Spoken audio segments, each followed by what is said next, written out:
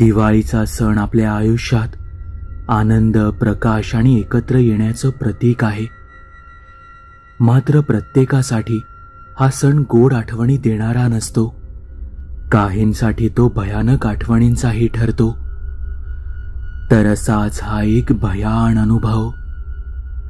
पण कथेला सुरुवात करण्याआधी महत्त्वाचे, जर तुम्ही आपल्या चॅनलवर नवीन असाल तर आपल्या चॅनलला सबस्क्राईब नक्की करा आणि बेल आयकॉनवरती क्लिक करा, म्हणजे तुम्हाला पुढील येणाऱ्या व्हिडिओचे नोटिफिकेशन लगेच मिळेल.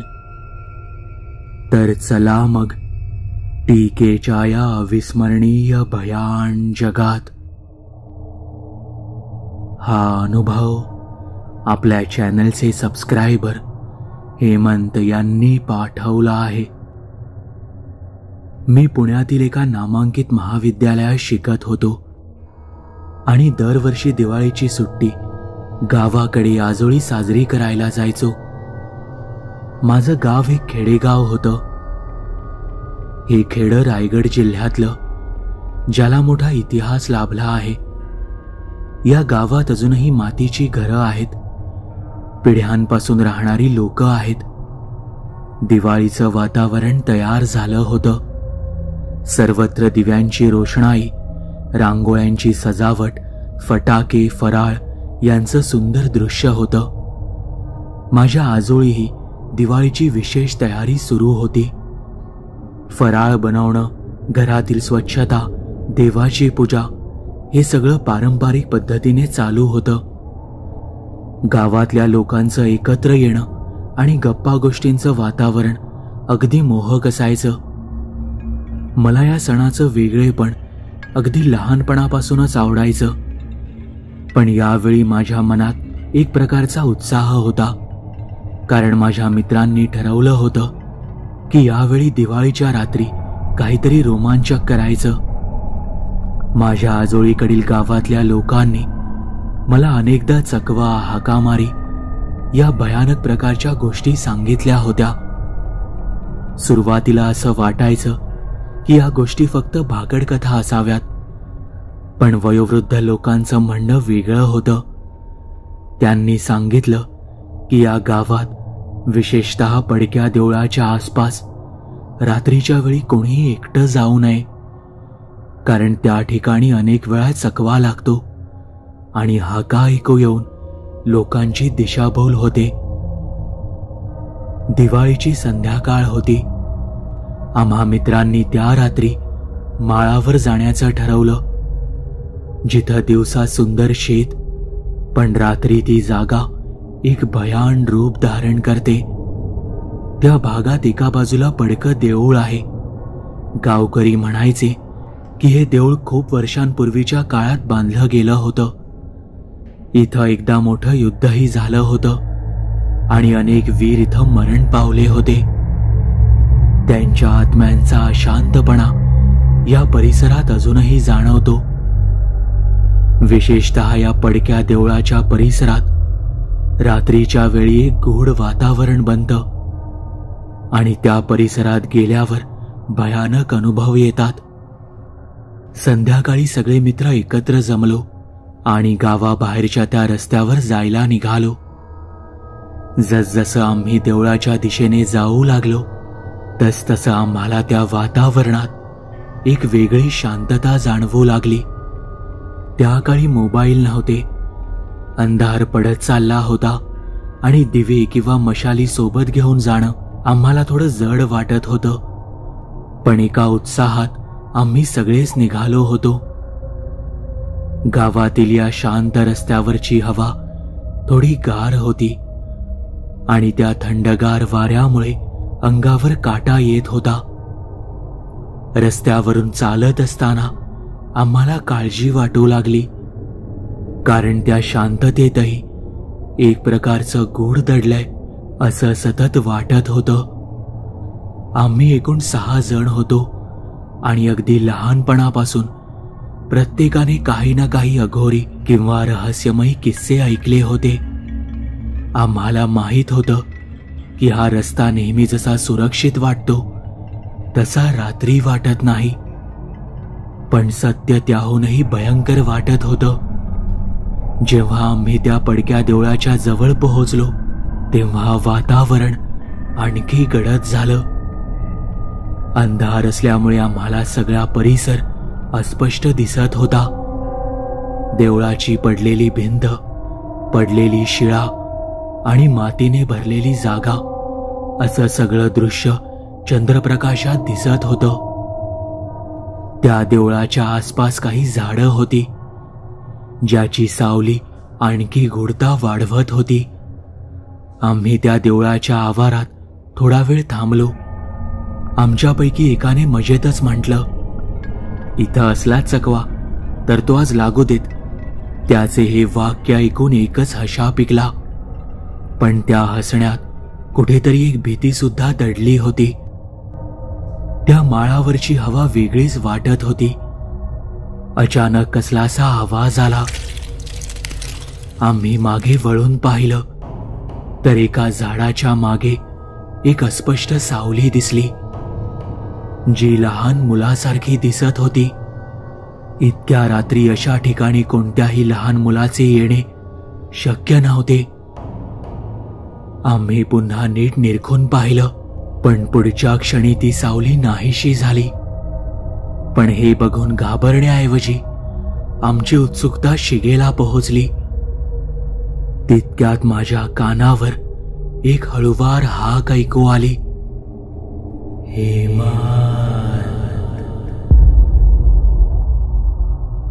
मी दचकून मागे वळून पाहिलं तर सोबतचे मित्र तिथेच होते आणि कोणाच्याही तोंडून हाक ऐकू आल्याचं मला जाणवत नव्हतं. मी विचार केला की मीच ऐकण्यात काहीतरी गफलत केली असावी, पण पुन्हा त्याच आवाजात हाक ऐकू आली.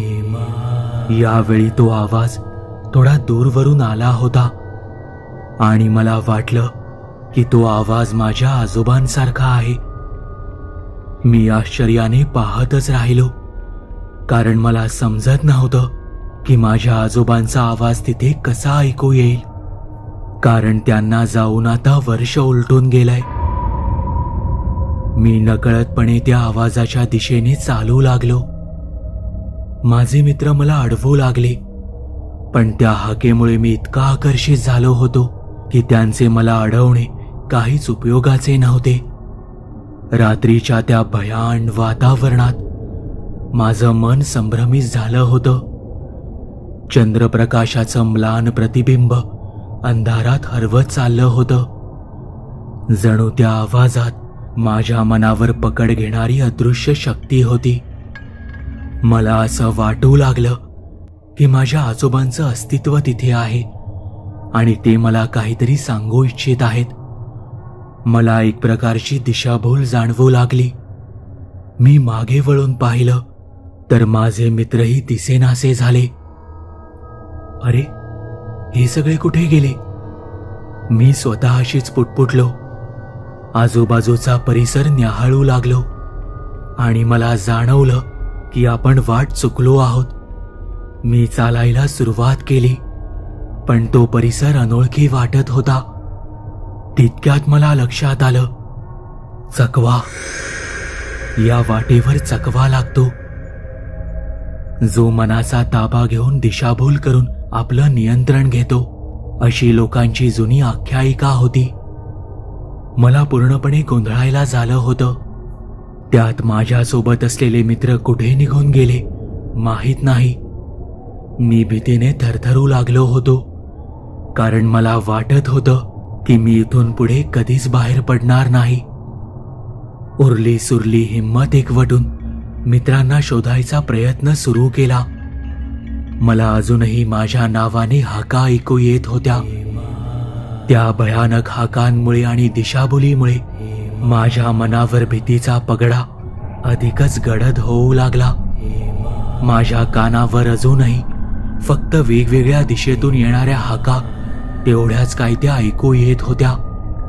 हाकामारी गावातल्या लोकांच्या मते आत्म्याची एक प्रकारची खेळी असते, ज्यामध्ये आत्मा एका माणसाचं नाव पुन्हा पुन्हा घेऊन त्याला अडकवतो.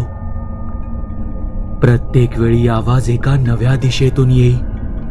जणू काही मला चकवा आणि हाकामारी एकत्रितपणे दिशाभूल करत होते. माझ्या मनात नको नको ते विचार येऊ लागले. कदाचित मी पुन्हा कधीच बाहेर येणार नाही.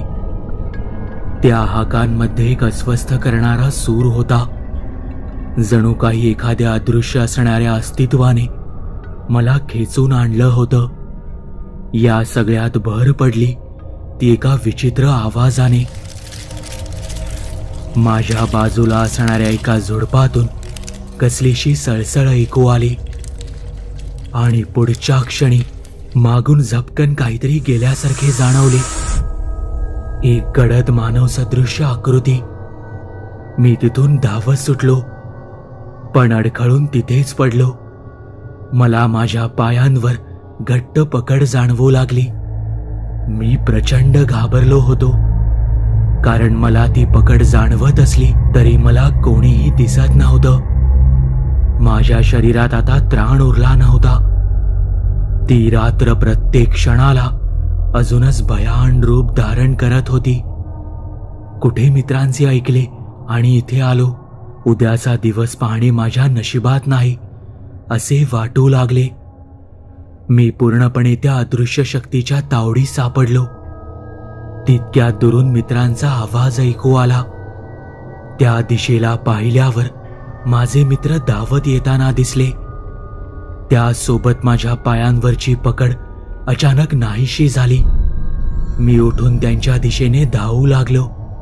माझ्या मित्रांची भेट तर झाली, पण ती रात्र आम्हाला अजून काय दाखवणार आहे याची आम्हाला कल्पनाही नव्हती. आपण इथून लवकरात लवकर निघायला हवे, मी मित्रांना म्हणालो. त्यातला एक म्हणाला, अरे पण तू आमच्या डोळ्यांदेखत कुठे गायब झाला होतास? ते मी नंतर सांगेन. या जागी अतृप्त आत्म्यांचा वास आहे. जर आपण इथून लवकरात लवकर बाहेर पडलो नाही तर आपण उद्याचा दिवस पाहू शकणार नाही, मी त्यांना सांगितलं. काय करावं, इथून कसं बाहेर पडावं काहीच कळत नव्हतं, कारण आम्ही ज्या भागात होतो तो आम्हाला पूर्ण अनोळखी वाटत होता. तितक्यात मला कुठून तरी एक प्रकाश दिसला. बहुतेक कंदिलाचा होता. मी पटकन म्हणालो, ते बघा कोणीतरी आहे तिथे, आपण मदत मागू शकतो. आम्ही सगळेच त्या दिशेने चालू लागलो. काही अंतर चालल्यानंतर मला जाणवलं की आम्ही जितके त्या दिव्याच्या प्रकाशाजवळ जाण्याचा प्रयत्न करतोय तितका तो प्रकाश आमच्यापासून दूर जातोय. बरीच भर म्हणून आजूबाजूने हसण्याचा आवाज येऊ लागला, जो कधी डाव्या बाजूने येई तर कधी उजव्या बाजूने, पण दिसत मात्र काहीच नव्हतं. या सगळ्या गदारोळात तो दिवाच काय ती साथ होती आणि कुठेतरी वाटलं की त्यावर विश्वास ठेवावा. कदाचित तोच आपल्याला वाट दाखवत असेल. मी सगळ्यात पुढे चालत होतो आणि माझे मित्र माझ्या मागे. तेवढ्यात माझ्या खांद्यावर कोणीतरी हात ठेवला आणि मी पाहायला मागे वळलो. माझे 5ही मित्र माझ्यापासून लांब चालत होते. मग तो हात माझं सर्वांग भीतीने शहारलं. मित्रांना मी सांगितलं. त्यावर एक जण म्हणाला, हे सगळे भास आहेत, आपल्याला इथेच अडकवण्यासाठी. दुर्लक्ष करा, हिम्मत ठेवा आणि पुढे चालत राहा. मित्राचे बोलणे सगळ्यांनाच पटले. आम्ही एकही शब्द न बोलता त्या दिव्याच्या मागे चालत राहिलो. काही वेळानंतर तो प्रकाश एके ठिकाणी येऊन अचानक लुप्त झाला. आम्ही बाजूला पाहिलं तर त्या पडक्या मंदिराजवळ येऊन पोहोचलो होतो. त्या प्रकाशाने आम्हाला मार्ग दाखवला. काही मिनिटातच सूर्याची किरणे त्या मंदिराच्या कळसावर पडू लागली. तसे जाणवले की सकाळ झाली आहे. त्या भयान रात्रीत बऱ्याच तृप्त आत्म्यांनी आम्हाला त्रास दिला, पण कदाचित एका आत्म्याने आम्हाला या भयानक प्रकारातून बाहेर पडण्याचा मार्ग दाखवला. शेवटी विजय खऱ्याचा होतो हे सिद्ध झाले. एक चांगली सकारात्मक शक्ती कित्येक वाईट शक्तींवर भारी पडली. या एका प्रसंगाने माझा जीवनाकडे बघण्याचा दृष्टिकोन पूर्णपणे बदलून टाकला. आता दिवाळीचा सण म्हणजे फक्त फटाके, फराळ किंवा आनंद यांचं स्वरूप राहिलं नव्हतं, तर त्या रात्रीने मला आयुष्यातील वेगळं दर्शन घडवलं होतं. हा अनुभव माझ्या मनात एक कायमस्वरूपी शिकवण म्हणून राहिला आहे, जो कदाचित माझ्या उभ्या आयुष्यात मी कधीही विसरू शकणार नाही.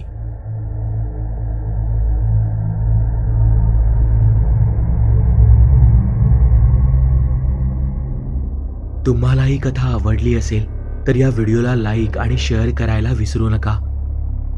जर तुम्ही आपल्या चॅनलवरती नवीन असाल तर आपल्या चॅनलला सबस्क्राईब नक्की करा आणि बेल आयकॉनवरती क्लिक करा, म्हणजे तुम्हाला पुढील येणाऱ्या व्हिडिओचे नोटिफिकेशन लगेच मिळेल. तुमच्याकडेही अशा कथा किंवा अनुभव असतील तर ते तुम्ही मला आपल्या वेबसाईटद्वारे म्हणजेच TKStoryteller.com द्वारे पाठवू शकता. त्याची लिंक मी या व्हिडिओच्या डिस्क्रिप्शनमध्ये दिली आहे. आपल्या चॅनलबद्दलचे अपडेट्स मिळवण्यासाठी आपल्या फेसबुक, इंस्टाग्राम, ट्विटर आणि टेलिग्राम या चॅनल्सला फॉलो करायला विसरू नका.